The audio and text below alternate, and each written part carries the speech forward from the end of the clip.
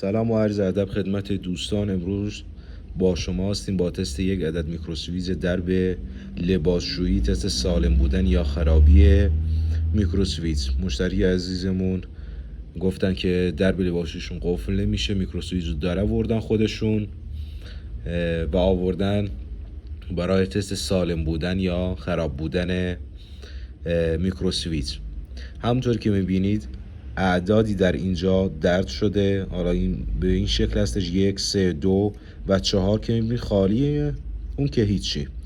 و در بعضی از میکروسویچ ها اعداد به شکل دیگه ای هستن و برای تست این میکروسویچ که بدونیم سالم هستش یا خراب شده، عدد 1 که همان فاز کوچکترین عدد هستش و بزرگترین عدد همان میشه 0 و عدد باقی مونده که همان 2 هستش در این میکروسویچ میشه 0 خروجی. ما یک سیمتز رو به این شکل به عدد 1 که همان فاز هستش و 0 اصلی وصل میکنیم.